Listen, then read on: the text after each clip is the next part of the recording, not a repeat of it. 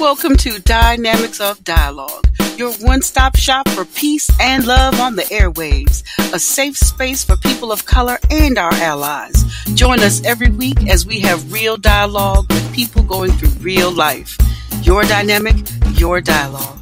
Come get some.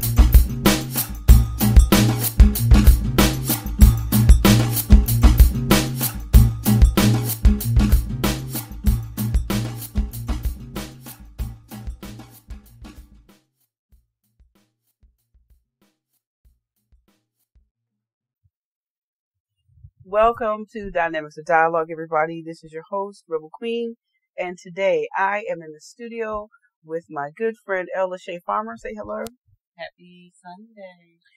And our special guest, Kameelah Montgomery, playwright, poet extraordinaire, woman of all kind of means. Say hello to the people, Kameelah. Peace and blessings, everyone. How's everyone doing? Yes. I remember I invited you on, of course, to talk about this play. I remember when you first told me that you were going to do it, and here it is. Here we are. I know. How are you feeling? It's surreal. It's amazing, exciting, stressful. It's just a whole gamut of feelings. It really is. It is. But I'm glad I'm doing it as well. Good. You know, we first talked about it. When I first wrote it, I tell everybody, I said, I had caller ID in this play. I had to edit it out. That's how long it really is. But I tweaked it and, I twisted and turned a few things and I got it done. So, yeah, we're doing it. That's great. That's a beautiful thing about getting out to experience the things. It's something that has been in you to do for a long time. Yes. And you finally just said, let me just go ahead and do this. Overcame the fear. Put it out there. Yeah. And look at how many people it's just amazing, the support and the help. It really is. Just the community has come together and really helped me to do this. So I'm grateful. I'm glad. That's great.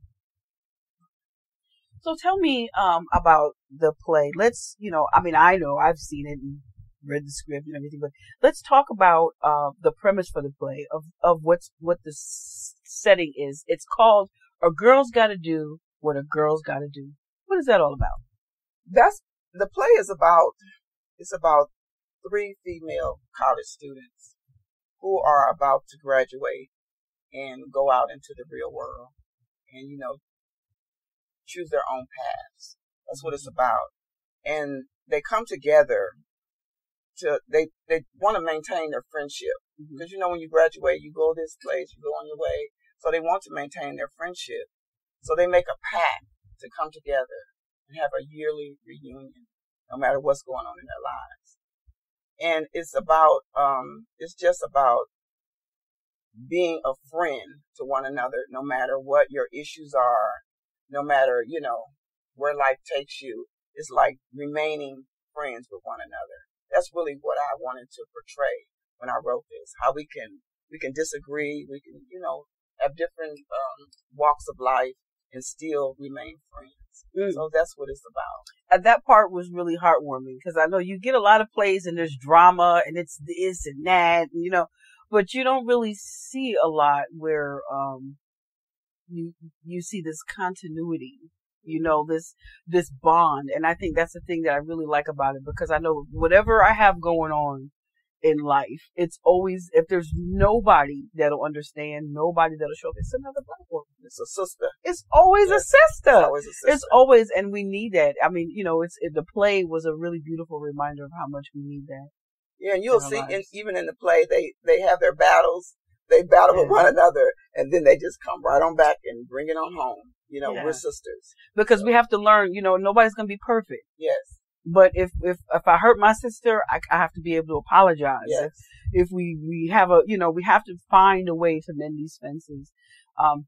So inside of this play, each of these characters have some pretty interesting issues that they're dealing with, and I think these are issues that a lot of us, as Black women, as women, period, can probably relate to. Substance abuse.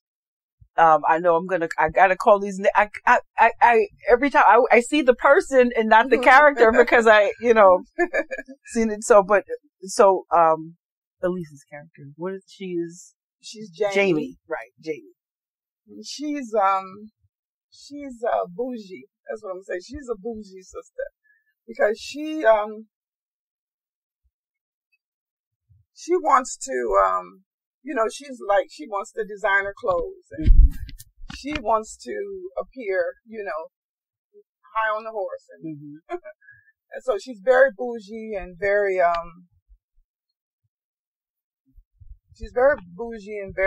uppity. Very uppity, yeah. Very uppity. That's the word I'm looking for, yes. Yes, I know. I get accused of that too. Although it's so weird because I'm like, it just depends. Because on one hand, I could be really bougie. You're down to earth and you know it. Yeah, I know. But see, that's because I could be down to earth around you. Yeah. But my family, like my dad, they're so bougie. Really? And so when I could be that way, but I'm really more, hood. Hood. I'm from the hood. I like Kool-Aid. Okay, no, I don't really drink Kool-Aid. You can drink Kool-Aid out your wine glass. It's all right. I know. Well, look, I'm the bitch that put fruit in my Kool-Aid. Okay, I like the fancy Kool-Aid. And that fruit set it off. Fruit set the Kool-Aid off. And red Kool-Aid at that. Go ahead, tell the truth. Yeah, not cherry. The red. Yes. What is cherry? We do. Black people don't have cherry Kool-Aid. We got red. So that is the truth. It is, but so Jamie's got substance abuse issues, and Kadari, that's the one with she's the one with the mother-daughter issues. Yeah, she has mother-daughter issues because her mother is very religious. She's fanatical in her religion, and by the book. Huh? By the book. Totally by the book. Blessed and highly favored. Yes, you can't. Oh my God, I can't stand having this conversation with those people. Girl, how you doing? Well, the Lord willing, I'll talk to you tomorrow. Girl, stop it. What you mean is the Lord willing for you to live tomorrow? Stop it. Or you call them and the answer machine has like a 20-minute prayer on it. Just stop it. Like you said, just cut it out. Yes, okay. So she has problems with her mother, and because she's getting into who she is spiritually, she's looking within herself. So she's connecting with her African spirituality. And then that's so important. Very important. Because so many of us are doing that right now. Yes, for sure. Yeah. That's the order of the day. It really is. You got to get into self. Yes. Look within. Yes, ma'am. And so that's what she's doing. And so she's clashing with her mother. Yes. And that's big time. That's a huge thing. That's a huge thing. And then Monique, her background is she's been dealing with some issues of sexual promiscuity. For sure. Yeah. She also has mother-daughter issues. Right. Yeah, she does. So go ahead. No, I'm saying she just wants to be famous, quote unquote. And she feels like her family, she grew up very poor. And so her mother is, she's like a backwards woman. She's not, flashy at all. Ooh. So it's hitting home, huh? No, I mean, it's just, it did actually. It did. When you said that, it didn't materialize until you recognized it and you said it, but it's not so much that I feel like my mom was, she definitely wasn't the flashy type. Well, maybe in her younger days, but right. She found religion. But I know part of the struggle is what I felt was there is a particular way of being that my mom had that I've been wanting to escape from. And I think that's where the real heart of those mother-daughter issues, because we talk about patriarchy, all the difficult things that exist in our culture. We are, as women, we participate in perpetuating those things. And we just don't really understand. Because, this is what life is. Yes, that's true. It's what life has been. I've been watching, I haven't been able to stop talking about it, but since I've been watching Game of Thrones, I know it's a fictional series, but the way, the standard of living, the ideals, all of those things were very real. This is a part of our culture. This has been a part of history in the way that women have been in. And there's a line, there's a line in the poem that you're going to do today that really makes me think about that understanding and acceptance of our mothers. I think we need that to heal so that we know, so there's so many big issues that you're tackling in this play, and I wanted to unpack that because I'm aware that some of these things it's kind of like a little bit of autobiographical. It really is. Yeah. You want to talk about that a little bit? Because, like I said earlier, I didn't even know that it was. I didn't even know it was personal at all. I really didn't. I just began writing. And the amazing thing about it is I was producing a poetry show. And it was so stressful. Musicians weren't in place. It just, wasn't coming together. I was trying to do this and trying to do that. And I didn't have a lot of help. And so I was so stressed. I said, I need to de-stress. So I said, let me just start writing. And I just started writing this play. And I was like, whoa, I writing this play. It was like a journal. It was there. It was there. And so in that stressful moment, I began to, quiet myself and start writing this. Yes. Mm-hmm. And it just came out. And then after I'd written it, I was like, whoa, you're kind of talking about your life. And I didn't realize that, I didn't. But I was. Yeah. I was talking about my mother-daughter issues. I was talking about, being on drugs and sleeping around and doing all of it. Just having having a good old time. Yeah. Because a lot of us do that. And it's escape. It's a way to escape. Yeah, so I am happy that, I'm looking forward to the play because I want to see how, just to watch it play out. Just to see the different ways, the sisterhood supports each other. Yes. And a lot of us, we're taught, women gossip. We talk to each other too much. I'm like, well, we have to. We kind of have to depend on ourselves for communication and understanding because we wouldn't know what the other sister is going through if she doesn't tell. And we go through so much and don't speak out on it. Don't have sisterhood. So when we have it, we need to embrace it. And what I'm learning with these conversations is the normal that is being projected is not really what's happening. Mm-hmm. We have this false normal that we're all trying to uphold. That's right. It's not happening. It hasn't happened. And the same people, like you mentioned, our mothers, want us to maintain the standard that they couldn't maintain. That's true. So now they hold us up, like, okay, you do it now. Mm-hmm. Your turn. You try it. But it didn't work for you. What makes you think it's going to work for me? Right. And so now we come into this thing where there are those of us who are progressing along with time, along with the spiritual journey that Kadari is on. I'm on that very same path. I've been on that same path. So if we're now understanding that we're moving into a place of understanding, of knowledge, enlightenment, and information, then it will naturally create resistance in relationships when you're dealing with people who insist that you do things based on tradition or just because that's the way it's always been. Right, because it doesn't work.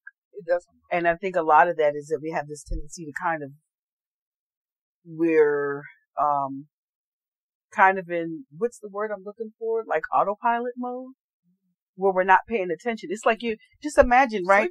We're sleepwalking because our life. If you look at all of these issues that you just highlighted, I can think of people I know that this happened in one person's life, right? All of these things all these things you experience in life and you live these circumstances and it becomes so overwhelming that you don't ever deal with anything. Everything you deal with is on a surface level. You don't ever ask why. You don't ever dig deeper. And when you don't, imagine, look at the quality of your life, right? Just from living in this autopilot mode. It's because the situations in your past is what has taken over for you.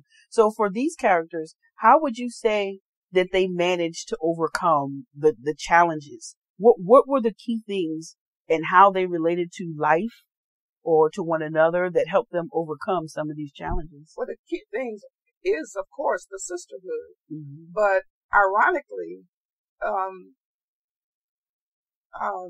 Monique's character, she's having mother-daughter issues as well. Mm-hmm.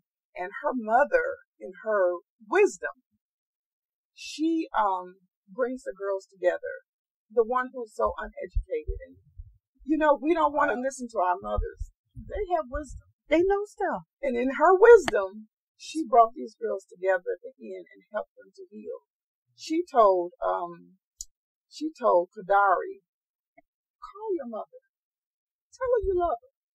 And Kadari responded saying, well, I don't. She said, call her, she gave her that advice. And so she promised that she would, so there's some healing that's going to take place between the fanatical religious mother and the Afrocentric daughter, because she's going to make that phone call. So it was in that elderly woman, Big Mama, that helped them to come together. I really do value Big Mama's prayer. Definitely. We don't have enough Big Mama. We do not have enough. We really don't. We really don't. My generation, we talk about it all the time. I have friends that are grandmothers. They don't have time to be Big Mama because it's a whole lot that comes. You can't just pop in the Big Mama role. Even if you're 80. If you haven't, you know what I mean? That's not because of age. It's because of your level of care, your level of attention. Yes. Your ability to be a therapist, ability to support your community. Sometimes you have to step outside of yourself and look at the bigger picture.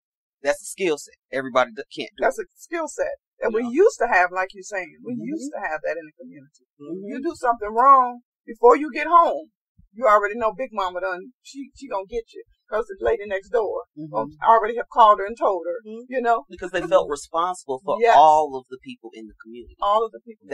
We don't really have too much of that. That's their business over there. It's not community-based support. That's in true. the We hood. don't know our neighbors. We don't know our neighbors. Well, we actually why are you parking on my grass? Why are your kids over here running on my grass instead of, what's your name? It is important. It is a sense of community that's needed. And I think that's another, seeing this play kind of took me there. It kind of made me feel like these women wrapped their arms around each other and meant it. They really did. And meant it. And meant it. Yeah. That is very significant. To be able to operate on that kind of level where we can connect with one another. Not to make it sound like it's going off point, but when you look at like mental illness or substance abuse, because we'll just say that substance abuse issues, that is considered a mental health challenge. It's covered with under behavioral health, and they're all kind of under the same umbrella. And for these things, it's sort of like, as prevalent as they are in our community, it's coping, right? Think about the trauma that we experience. Nobody's just become sexually promiscuous for no reason. The majority, I don't really know people. I mean, I'm not a therapist, I'm not a doctor, but the people that I know that have shared their experiences with promiscuity have also been survivors of sexual assault. Right. So there's lots of things underneath that. By the time you get to the substance abuse, that's just the tip of the iceberg. That really is. It's just a tip.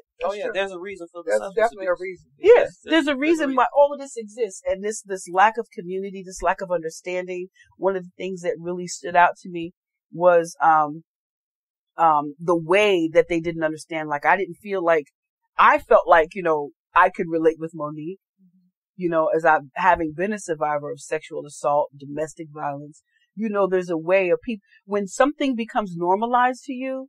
And I don't really feel shame of talking about it anymore, but when something becomes normalized to you, it becomes normalized to you. So it's not, if somebody has been mishandling you sexually and the underlying message you're getting from the time that you're a child and the underlying message you're getting is, this is what my body is for. At one point, you're going to realize I can make a profit off of this. And again, going back into history, looking at it, I mean, as I watch this, it really, Game of Thrones, it really materializes for me how women have learned historically how to financially gain, how to use our bodies. If it's like almost like they feel like if this is what they want and they want it so bad that they're willing to do anything to get it, I'm going to capitalize off of it and I'm going to use it to manipulate them.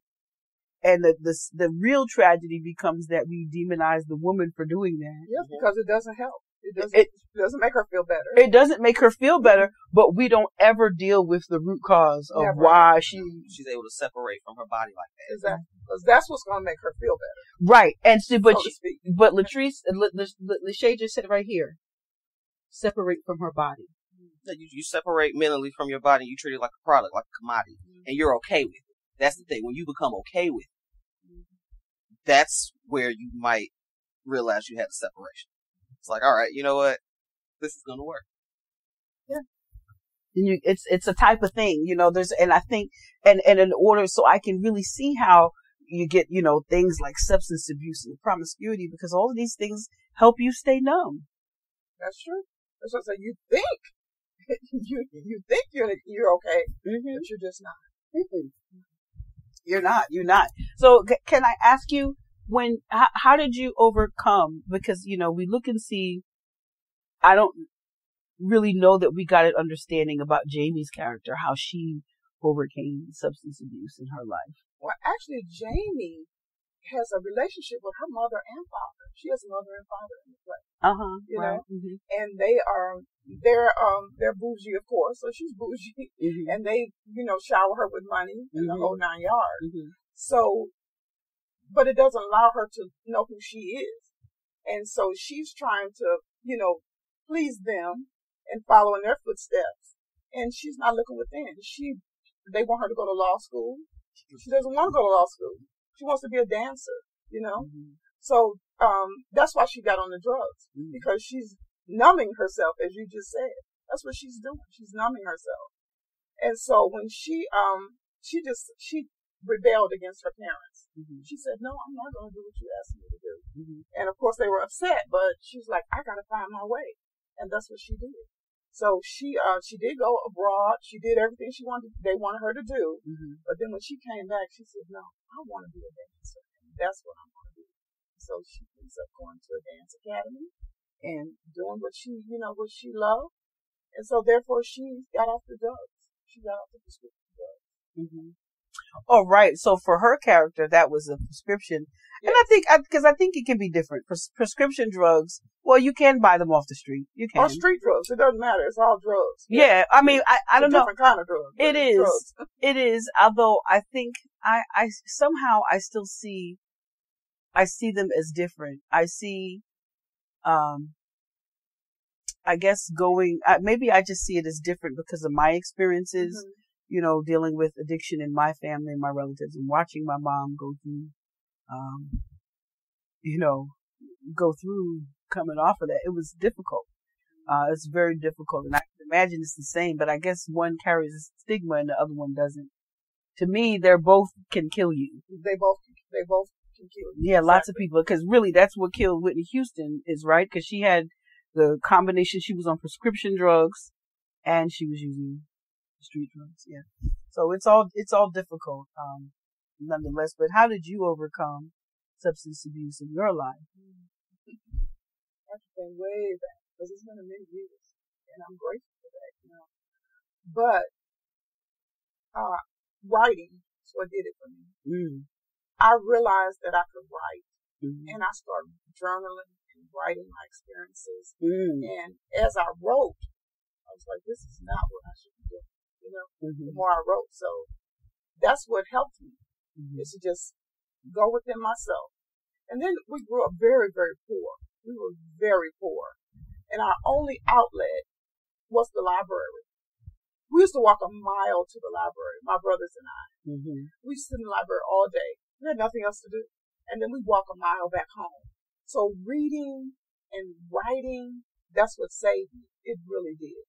So if I had to name one thing, I would say it was that. Because I was out there, let me tell you. And so was it, because I know at one point, she's got a really interesting life. At one point, you were married to a pastor. You were a first lady. Yes. So was that was after? That was after the drugs. So, I'm putting that together because it was the same for my mom. After she, she didn't go into nobody's deep rehab. Yes, I didn't do anything. No, she didn't. I watched it, and it was very difficult to watch, someone you love go through this process. And then now knowing that could have killed her, yes. It could have killed y'all. You don't even think about it. You don't think about it, but you pray. You're like, "Oh, if I could just get out of this one, I promise I won't do it again." And the next day, like, I'm getting high. I know. Wow. But then it was after that she began to go to the church, and it was Pentecostal. So yeah. So I mean Pentecostal with the washboard Pentecostal. You go in the sanctuary and they got the washboard and the thing. You know what I'm talking about? I know exactly what you're talking about. Yeah. But that wasn't my experience. The church didn't. I kind of turned my. Like I said, I went within before I joined the church. So when that's I joined the church, see. I know, I was like, this ain't it. Yeah. This is not helping me. It's not helping me at all. Mm-hmm. I know who I am and what I'm seeing and and then being the first lady. Oh my goodness. You saw everything. I saw the ins, outs, up, down, backwards, forward. I saw it all. Everything. And I was like, this is an organization that is not helping me. No. It really isn't. Yeah. So it's a good thing that I found out who I was before I went there, you know? Mm-hmm. Mm-hmm. And I'm glad. So really what helped you what helped you advance into a place of recovery was getting in touch with yourself. Exactly. Right. So it's about connections. To me, it still resonates connections with me. Yeah. It seems like this poem was therapy. Yeah, and that's it was a tell on yourself poem. Well, and it is, and that's and that's a great segue because I was just about to ask you to do it. Okay. So right now, everybody, I'm asking. It's always tough to interview someone that I personally know because it's like parts of the conversation that occur off air. But Kameelah is an amazing poet, and she's got this poem called "Round the Way Girl." I absolutely love, and I'm going to ask her if she can bless the microphone with that. See, I was a round the way girl. Southside projects defined my world. Struggled every single day, trying to find my own way. Hardly any food to eat, or maybe some day-old cream of wheat. 3 kids to a bed. Me, I'm crouched at the head. Wore hand-me-down clothes, shoes exposed my bare toes. Tired of living in want. Hated how the other kids were torn. Well, family ain't making ends meet, so I took to the streets. Turned to bad boys and drugs when all I needed was hugs. Nose raw from snorting cocaine. Alcohol and pills just driving me insane. Promiscuous sex done on a dare. Needed love, so I didn't care. But got no respect from a man, 'cause see, I just didn't understand. To further crush my dreams, I'm now pregnant at 18. Forced to grow up really fast, now my life's on full blast. It's like a ticking time bomb. Well, I'll just blame it on Mom. But she don't really care. She got her own cross to bear. So guess I'll take responsibility and try to raise my family. Get my life back on track and pat my own self on the back.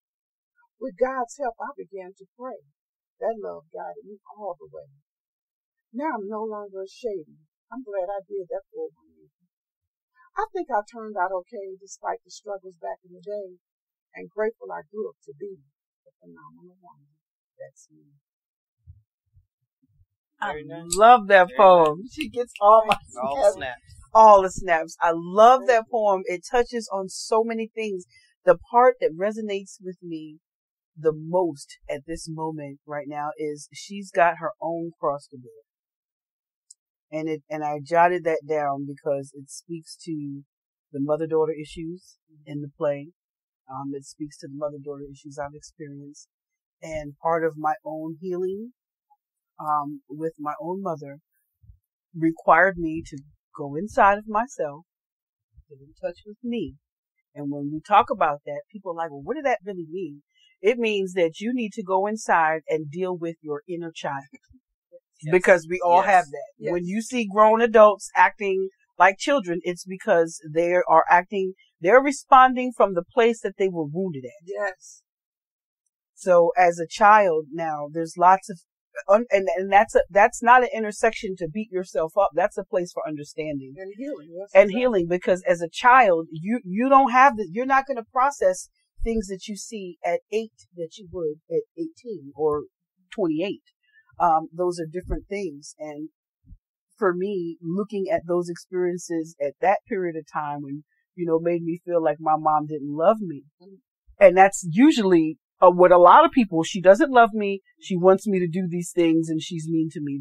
Those are usually anybody that you can talk to with mom issues. They're going to say one of those 3 things. Say it, right? One of those 3 things. That's why I put it in there. I said, because she don't really care. She got her own cross to bear. And that to me, I had to realize that the experiences I went through with my mom, even her substance abuse, she lived her own life of trauma. Yes. She was acting and responding out of her own trauma. And she had to realize that's a process that each and every one of us has to come through. We have to go internally, see it for ourselves. Yes. It doesn't, the trauma doesn't disappear because we have kids. That's when you really learn. That's when you know. That's when if you weren't triggered then, you'll be triggered then. As a parent, because what I didn't recognize is that even as a parent, I remember somebody threatened my son. One apartment complex we live in, he was like 10. Mm-hmm. And this grown woman had her son throw my son's bike in the lake. I'll have you know. Oh, I had no idea I had that ability. But all parts of me was so triggered I showed up at her house. I went to her apartment. Her mama answered the door. I know, it's terrible, y'all. I'll apologize to this day. I cussed her mama out. I let her mama have it. And then when I went back and the girl was there, I let her know. Anybody from today going forward, if my son comes home with a bruise, a scratch, I'm punching you in the face. I'm coming to beat your ass. Anything, just because you're adult and you're going to have older kids go beat up my little son.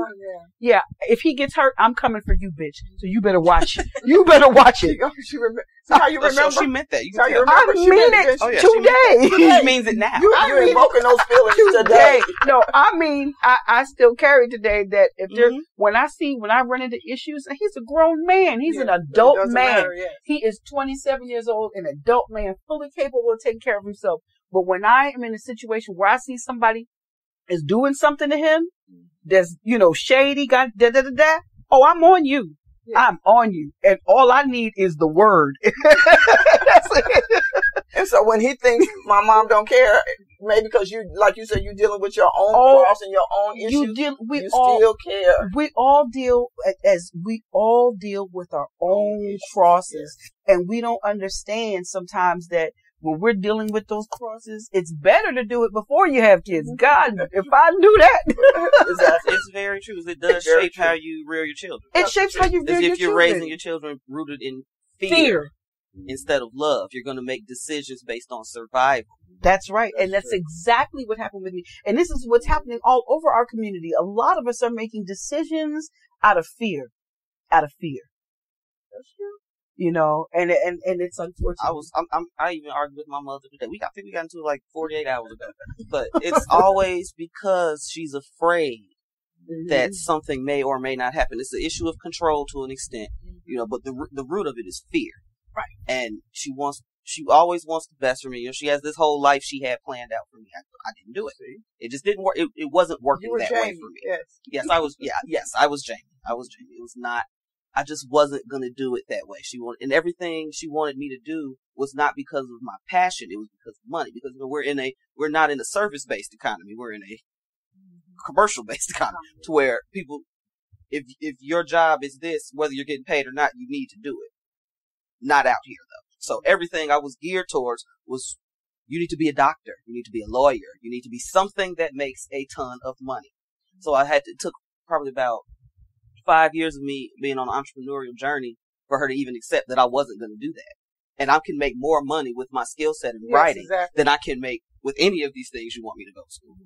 And it took me forever, but that's because when she was, I think it was probably a year after I had my daughter, she's like, I was so hard on you because I had to struggle with you. Your father and I broke up. I had to survive. That's why she's putting pressure on me to make sure I have a certain level of income.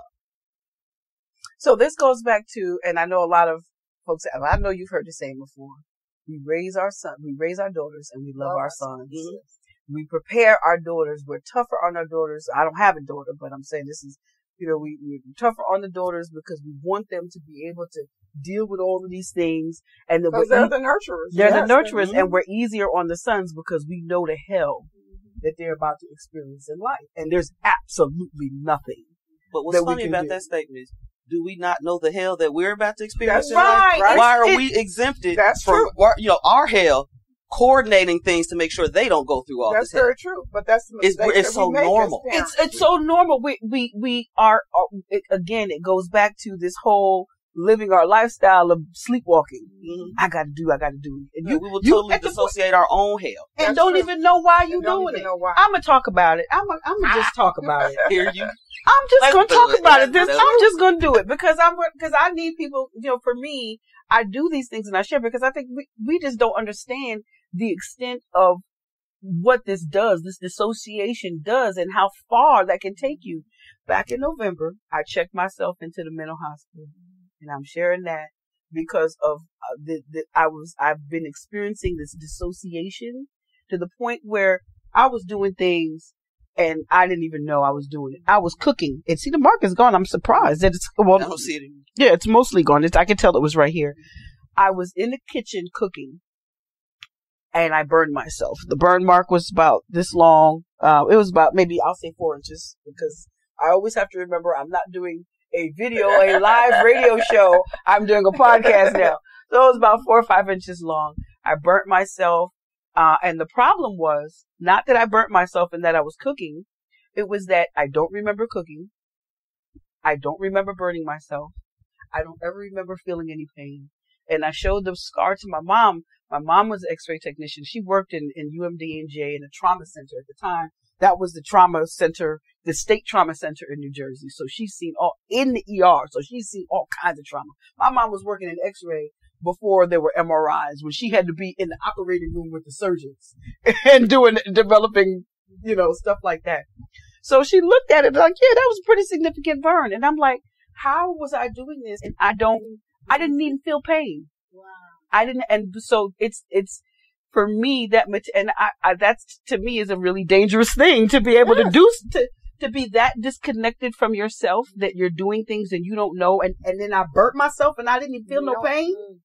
I wouldn't have even known that it happened had it not been for the scar. And I'm just saying that because I know for me, I'm very open about that, right? I'm a survivor.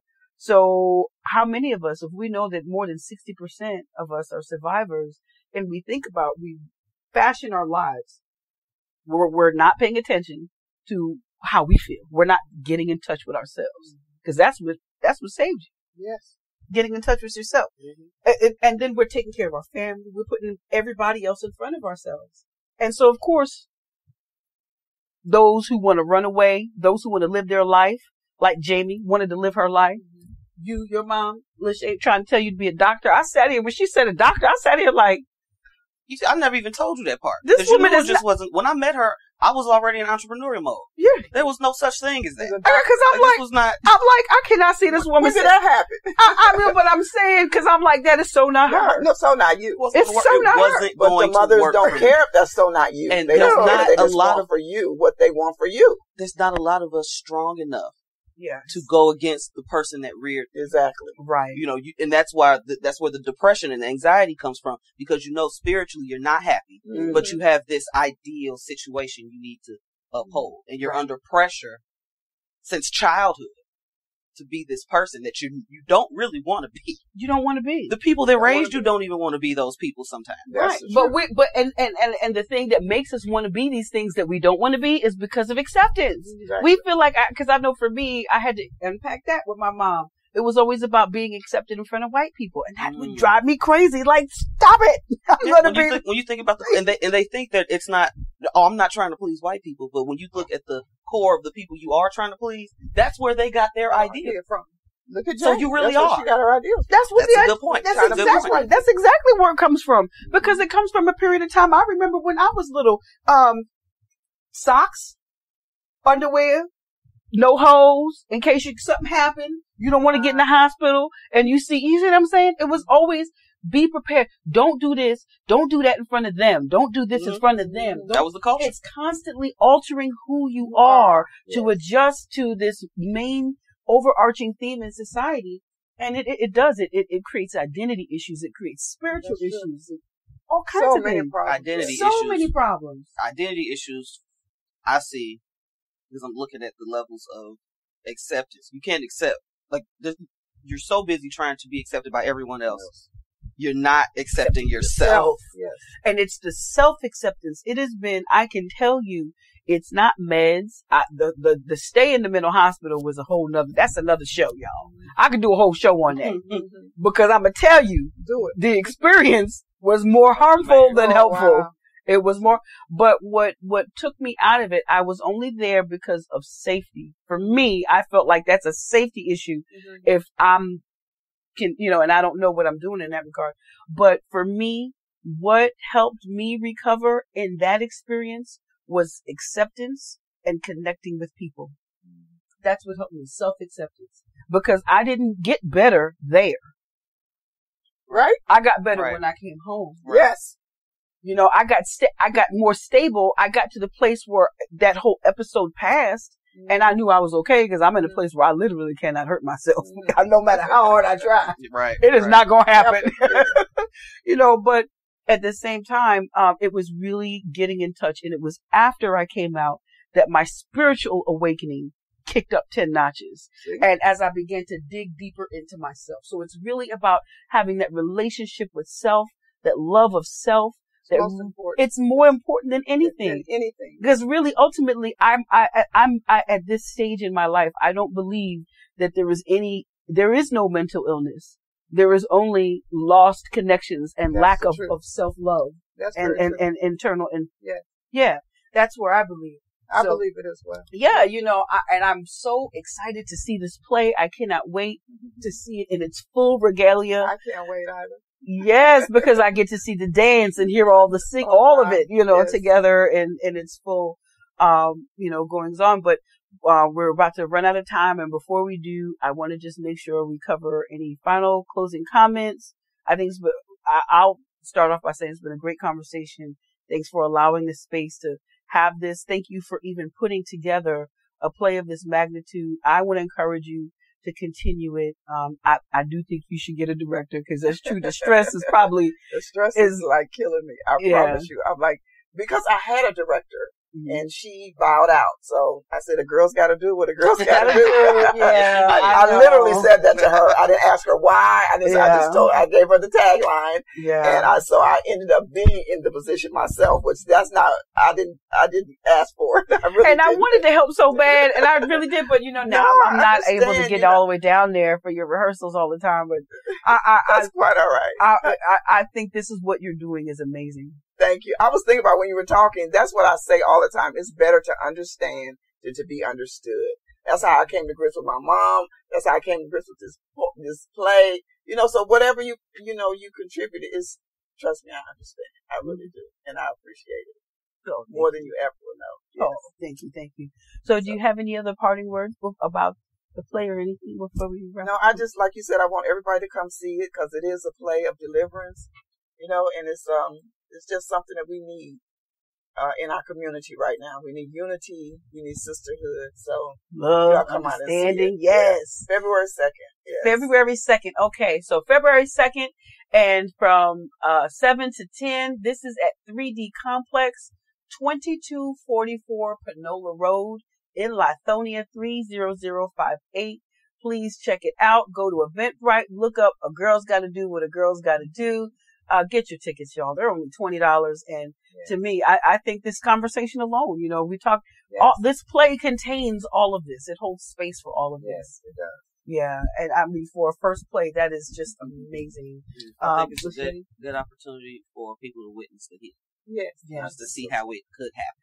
Yes. Because a lot of people can't figure out how to navigate or where to start their own healing. Mm-hmm. So to be able to watch people do it on the stage, I think it'd be really nice. Mm-hmm. And that's true because I know another reason, purpose for this podcast is, lots of us, we're studying our African spirituality. We know we need to heal. We know all these things. But we don't necessarily know how to heal. We don't understand how to begin. And healing is not a pretty process at all. Yeah. Everybody else, y'all just watch that TV stuff. It ain't pretty. I'm letting you know. It ain't that. Listen, it don't happen in an hour. It sure don't. It's a journey, ain't it? It's a whole journey. It's a whole journey, man. Get some snacks.